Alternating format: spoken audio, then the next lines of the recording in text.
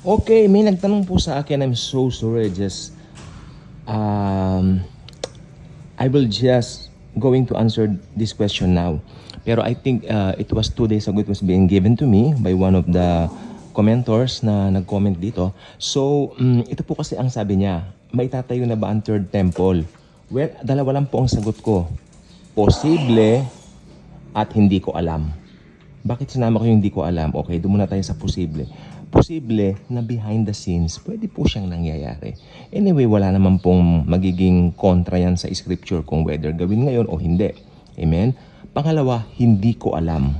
Okay, bakit sinabi kong hindi ko alam? Kasi merong mga bagay-bagay na bigla na lang darating, no, na mga prophecies na malalaman na lang later on kapag ka nandoon na.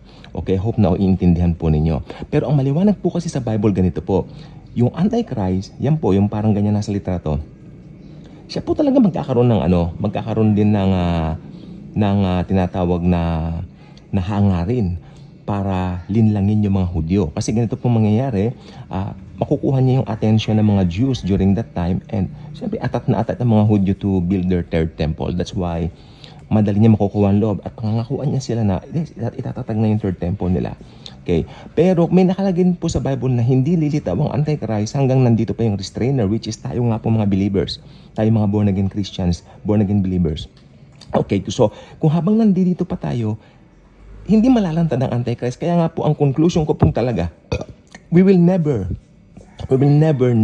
ever be able to meet the Antichrist. Never. We are looking forward to meet Jesus for the very first time in our lives, no? Ever since born again tayo, ngayon natin makikita si Jesus. And we're looking forward to that in the day of the rapture.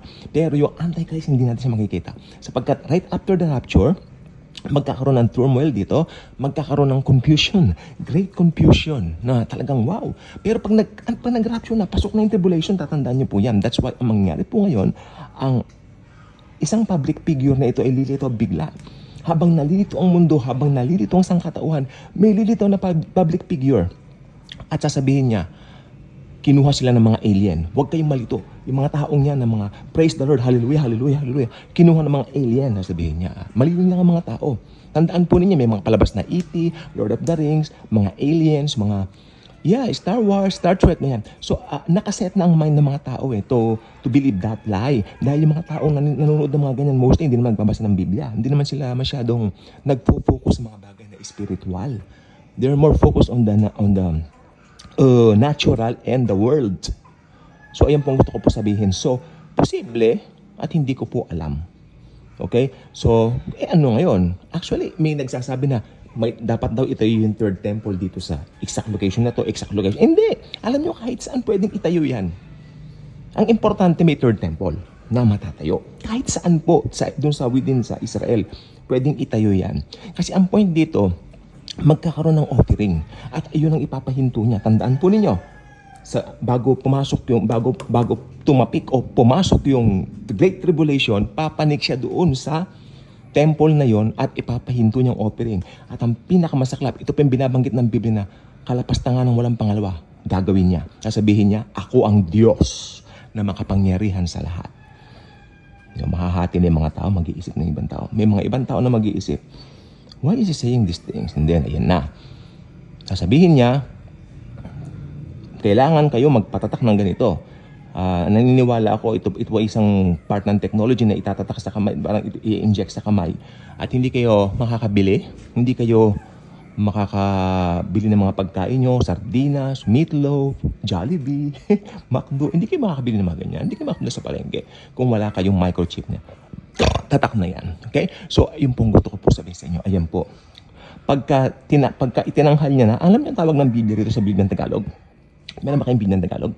Ang Biblia, 1901, maganda. Ang tawag sa kanya doon, kalapastangan ng walang pangalawa. Ibig sabihin talagang walang katulad na kalapastangan. Alam mo, lalapastangan niya ng Panginoong Jesus. Lalapastangan niya ang Diyos mismo doon sa templo.